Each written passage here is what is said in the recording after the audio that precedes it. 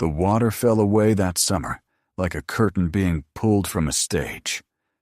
Cypress' knees stuck out like knuckles, and the black river that had hidden everything for years shrank into a braided trickle that children could splash across. On day 2 of the drought, a boy thought he'd found a wagon wheel half buried at the ferry landing. On day 3, the deputy knelt in the muck to brush away the silt and went quiet, because wheels don't have teeth. That's where our story begins, with a river lowering its voice and a town finally hearing what it had been trying not to say. Before we go deeper, tell me where you're watching from. Small town, big city, somewhere with rivers that flood and recede like memories. If this is your first time here, welcome. Around here, we open old ledgers with careful fingers and let the past speak for itself. They called it Cypress Bend because the Atchafalaya took a lazy loop there, and the current stitched a darker stripe across the water, a seam you had to follow, or you'd grind the bottom and embarrass yourself in front of the fish. There wasn't a town so much as a habit, a landing, a nail-scarred post with a lantern hook, and the low words people mutter when the boat bumps the bank and the night is thicker than it should be.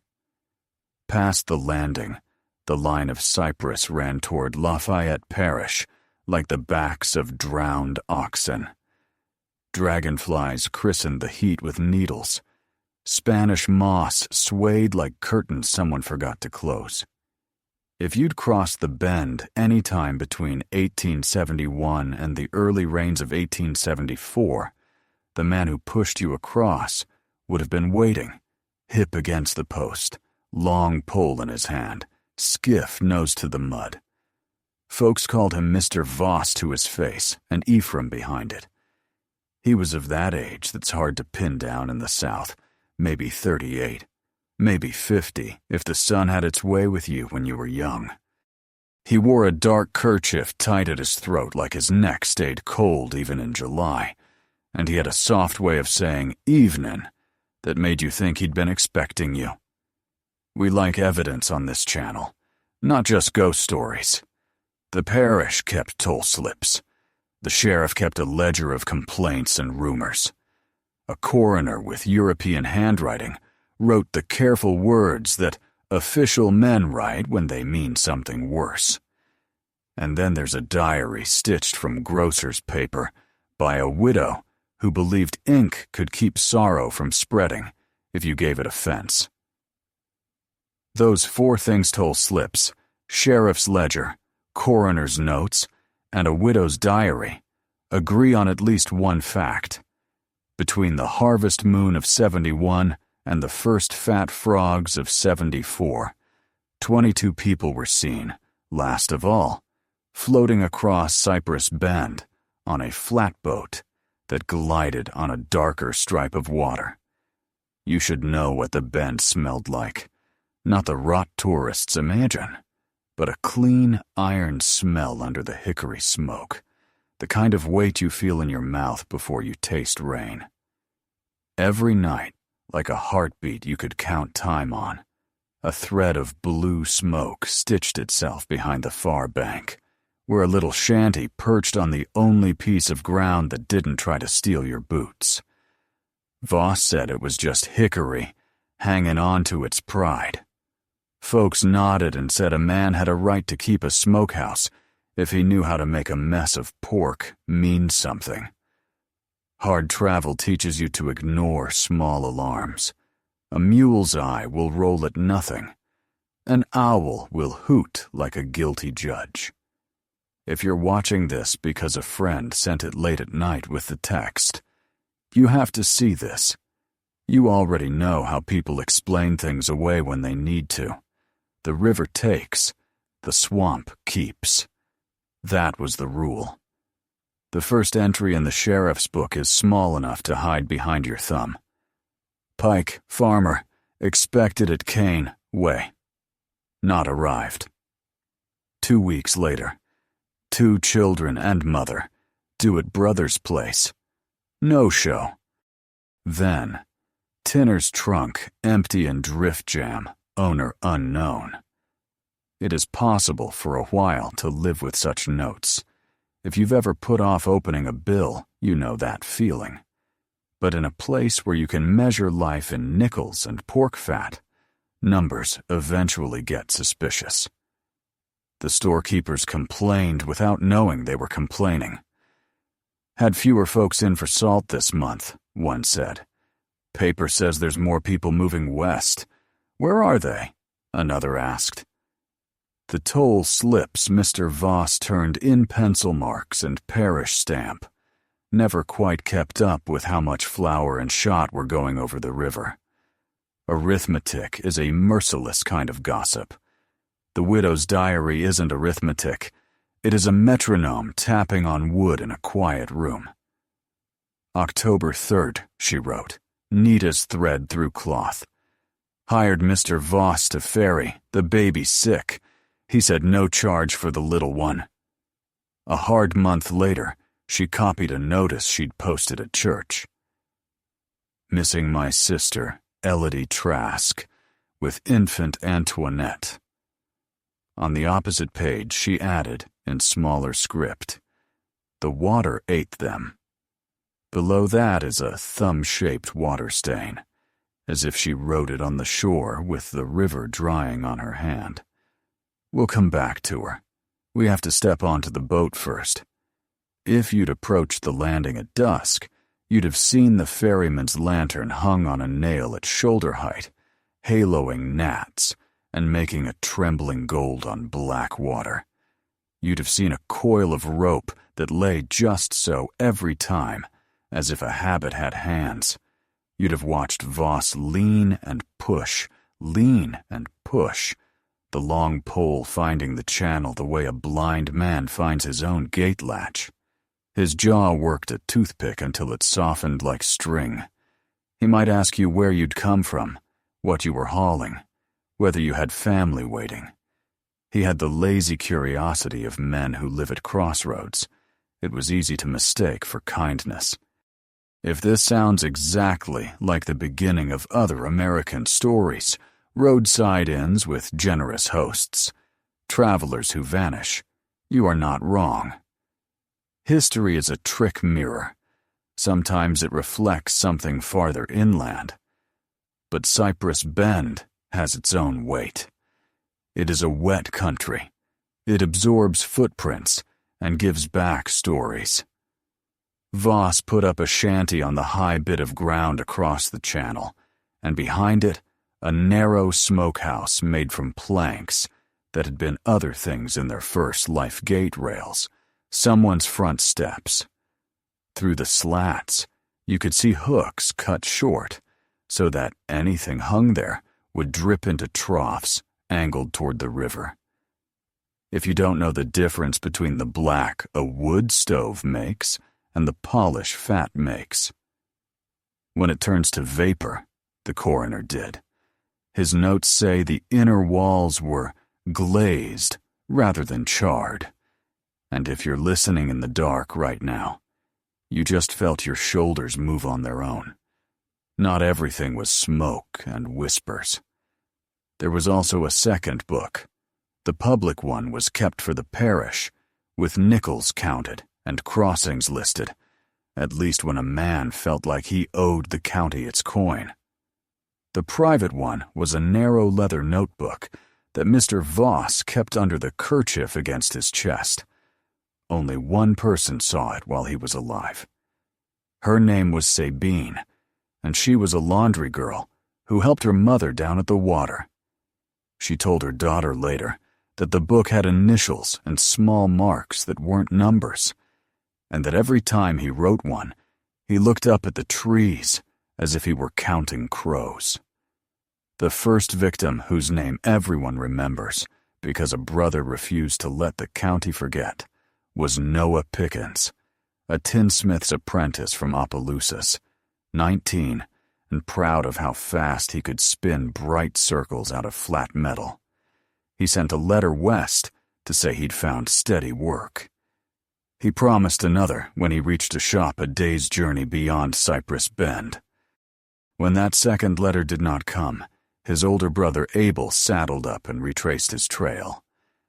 Abel talked to every innkeeper the way men used to talk to their tools, plain and direct, naming them for what they were. He came to the landing at dusk and found Voss leaning like a question mark. The ferryman remembered Noah. "Boy with the quick hands," he said. "Slept sound, left early. You tell his mama he was polite as a preacher." The lantern found a shine in Voss's eyes that could have been kindness or could have been water. Abel felt a pressure in his chest that stayed even when he breathed. It is one thing to know a lie is being told. It is another to have the sense that the truth is standing right there, smiling at you. Abel went on to the next town to confirm that Noah had not arrived, and while he was gone, a thing happened that looks like a small thing until it isn't. A farm woman found a blue kerchief snared in Spanish moss a quarter-mile upriver from the shanty.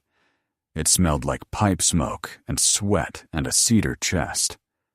When she brought it home, her husband said to throw it away. A kerchief was just a kerchief, and a man's smell was none of her business. She folded it and kept it anyway. Years later, it fit a photograph of Mr. Voss so exactly that even the skeptical schoolteacher said she supposed there were only so many ways to tie a knot. If you're listening on your phone right now while the dishwasher hums and the house is otherwise quiet, you might be tempted to say out loud what the sheriff tried to put in neat letters. What about evidence? He got it. It just took the river to whisper first. The drought did what no sermon could. It pulled the water back like a sheet someone forgot to wash, and below the seam where the current had always tugged the skiff, you could see iron stakes set in the clay, with short lengths of chain still fastened and links worn smooth like worry beads. If you think those were for mooring a boat, the sheriff thought so for 8 breaths. Then the deputy brought up a curve of white. Wheels do not have teeth. Hogs do. But the grooves on that bone were too fine for any tusk. They went at dawn. Righteous men tend to. The Sheriff Baptiste Landry, a tall Cajun whose mother kept holy cards in her apron, took 2 deputies, and the coroner whose handwriting refused to panic.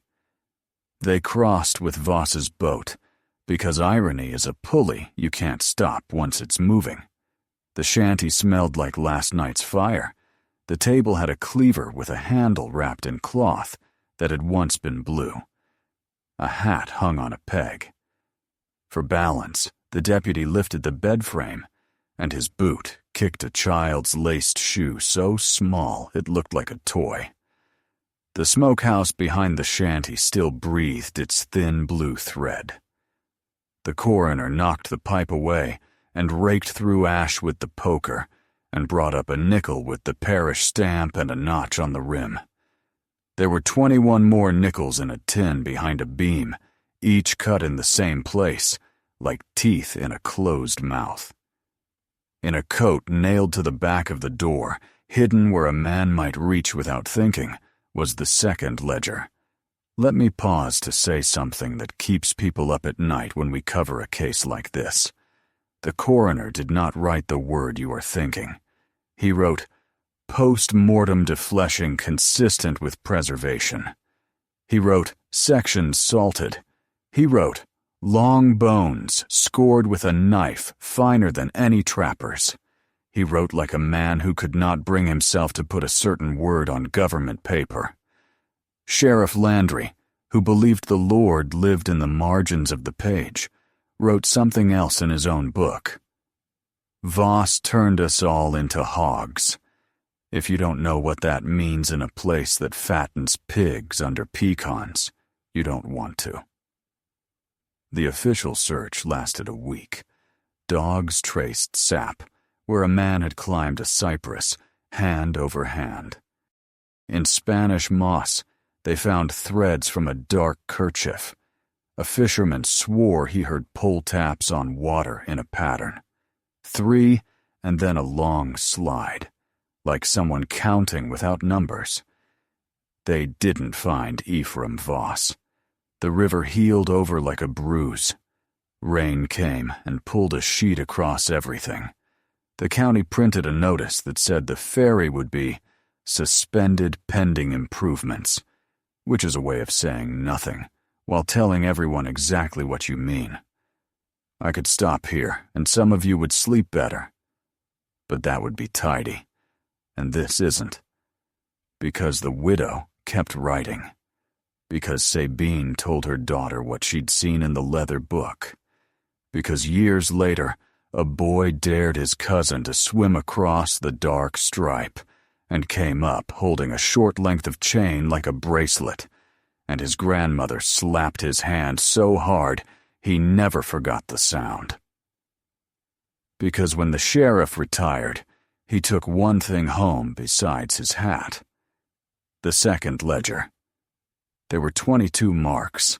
Not names, never names, because names tie things together in ways that make juries restless. Initials, small and hard, and a set of signs that looked like a ferryman's private code. A circle with a line through it, a smaller circle next to it, a square, a tiny cross mark. Sheriff Landry guessed at it like a man listening through a wall. Man, child, wagon, 1 with a baby, 2 and a trunk. He wrote nothing official. He tucked the leather thing into a Bible he hadn't opened much since he was 12, and left it on a shelf behind a bottle of patent cough elixir. When he died, his son sold the cough elixir to a peddler and kept the Bible because it was his father's. 40 years later, a granddaughter pulled a narrow notebook out of the good book and didn't know which one was heavier.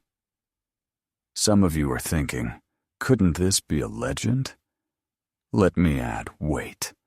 Pieces of skull and long bones were found where the drought laid the river bare. Troughs in the smokehouse were angled to pour into the channel. Hooks were cut short like they were made for small sacks, not big sides. The coroner took scrapings and found mineral traces like you'd find if someone had been salting cuts they cared to keep. The sheriff found cleaver marks in cedar that matched grooves on long bone. A butcher from St. Martinville looked at the tools and didn't speak for a long minute. When he did, he asked if he could say a prayer in his own language, and the sheriff said yes, of course, because you ask for help in whatever words you have left. That should be the end of the facts, but some stories do not like to stop at the courthouse steps. They step into kitchens and sit where your grandmother kept the coffee can of lard. They walk out to the smokehouse and show you how to lay hickory so it burns clean and hot. They stand at the landing and wait without looking at you. There were also the letters. You will say letters can be forged, and that is true, but they came in stamp corners and paper that smell like mouse and thyme, and they came out of trunks that have lived in the same closets since the last president nobody liked. The best one, best in the way thunderstorms are best if you like to watch them from porches, was the widow's. Years after her sister vanished, she wrote, small and precise in a script you can still teach yourself from a copybook. I will not go near the water at night. Sabine says a lantern crosses with no hand on the pole. If you wave, it slows. If you call, it comes. If you step on, it feels like stepping on a lung. She underlined that last word twice. It is possible she had a flair for drama.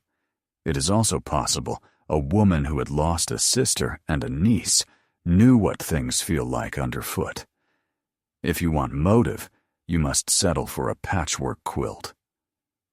Some say Voss had learned bad ways during the war, that starving men can make all food the same in their heads. Some say his family was taken by fever, and bitterness salted him like a cure gone wrong. One old man said he chewed bone as a boy like sugarcane and spat wide into the ditch, which says more about the old man's need for attention than it does about proof. The ledger with its initials and little circles is the only mind we get to read. Men have told you their whole heart with less. There is a part of the story most people try to keep quiet because it feels like collateral guilt. Susan Harrigate's sausages in Pennsylvania were one kind of nightmare. Down here, the smokehouse was for the ferryman and whoever he chose to feed. But the Bend had hogs like any place with scraps, and hogs will eat what a man would rather not look at. When Sheriff Landry wrote, "Voss turned us all into hogs," he didn't mean we were complicit in the eating. He meant a man had found a way to make his neighbors into a disposal system. If you are eating while you listen, I won't tell you to stop. I will tell you that history isn't just what decent men do. It is what they would rather not know. What about the 22? We can't give you 22 names. We can give you moments. A peddler with paper fans folded like bright moths. A mother with a bonnet ribbon tied twice because the wind snatched at everything on the water. Two brothers arguing softly about whether to sell the mule in Baton Rouge or push on to Texas. An old soldier who couldn't sleep on land unless he could hear water. A girl with a scrap of lace she wouldn't let her sister borrow. They stepped onto the flatboat and stood easy because everyone else had. Voss leaned and pushed, and the current did the carrying. On the far bank, someone always asked about the smoke. "Hickory hanging on to its pride," he would say, "and if you are not from here, you will not hear the shame in that joke." A long time later, when the county men finally decided to speak plain, they took axes to the shanty and burned the smokehouse until even the metal brackets flowed like taffy. They knocked down the lantern post and threw it into the water, and a boy dove after it and came up spitting because the river tastes like iron when it's angry. They surveyed a road that went the long way through drier ground and wrote checks to men with teams who could grade it. One of the commissioners printed a notice warning travelers about mishaps and vowed to crack down. Another man folded his hands and said that everyone had done what they could at the time, which is what men say when they know they could have done more earlier. If you're still with me, and the watch time graph says some of you are, I want to show you one last thing. It's something school teachers do when they are tired of hearing their own voices. It's a field trip. Close your eyes if you can. You are standing at Cypress Bend at dusk. The air isn't hot so much as syrupy. It pushes back when you breathe. Insects worry at the cords of your neck like fiddlers warming up. The landing smells like rope and river iron and old ash. The post is gone, but the place where it stood is like a missing tooth. You can feel it with your tongue, even if you can't see it. Out on the water, the darker stripe of current is still there, a seam that says, "Follow me if you don't want to scrape your bottom." Someone on the far bank lifts a lantern. It could be a fisherman. It could be a boy trying on his grandfather's job for size. It could be no one. 2 taps on water. A long slide. The sound goes through your chest because the channel is a throat, and sound carries clean in throats. If you wave, the light seems to bob closer. If you step forward, the mud sucks your boot. The way the South says, not so fast. You smell hickory for a second and then it's gone. The light steadies in the middle of the channel, and you have that old, stupid human feeling that someone is watching you politely, waiting for you to decide what you want. Take the long road, friend. Count your children without moving your lips. If anyone asks you why when you get home, tell them arithmetic did not lie. 22 nickels with a bite filed in the rim. 22 marks in a private book under a kerchief. 22 people who believed kindness on a dark river meant what it said.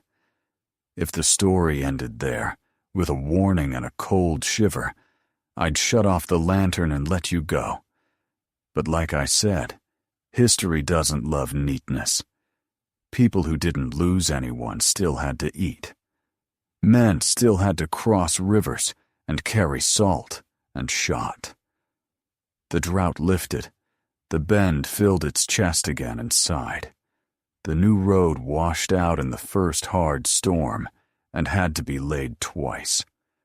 A traveling revival came through, and a preacher from Ohio said he could drive out the devil by naming him. He stood at the landing and shouted a name the sheriff had never written because he thought he was protecting widows and children. The preacher's voice went nowhere. It is hard to name a thing that is mostly the shape left behind. What happened to Sheriff Landry? He lived to see a grandson with his jaw. He kept the second ledger in the Bible without reading either one much. Once, when he was old, and the mosquitoes didn't care, he sat with a friend who'd done soldiering on the other side, and they talked long about what a man owes to the truth. Sometimes, he said, the Lord puts a rock in your pocket so you don't float away. His friend asked, which thing was the rock, the ledger, or the guilt? Landry spat and said he didn't know anymore. Sabine married a Sawyer and moved close enough to the bend that she could still hear pole taps when wind ran down the channel ahead of a storm. She told her daughter not to wave at lights. The daughter told hers and kept a jar of nickels she swore she'd found, with notches already filed. A peddler came through, selling penny dreadfuls about a ferryman who starved as punishment and turned to biting his own hands. Children bought them, read them under quilts, and did not sleep. The grown-ups said the stories were trash, and then used them to teach kids to stay away from water at night. That is how culture works. You tell a lie with enough truth in it to make it last. Do we know what Voss ate? The coroner never wrote the word. The sheriff did not put it in his book. The boy who kicked the nickel out of the ash grew up to tell his own grandchildren that when the wind was right, he could smell a sweetness in the smoke that wasn't hickory and wasn't pork, and wasn't anything he wanted to stand next to again. Maybe the ferryman kept the best for himself.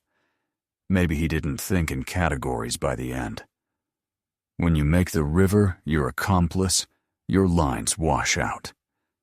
Sometimes, in a story like this, there is a coda where justice, late but sure, drops a gavel. We do not have that. Voss wasn't hanged in a square like Susan up in Pennsylvania. He wasn't dragged out by men with torches and thrown into the channel that had helped him. He simply walked into trees the way men do when they think the woods will forgive them.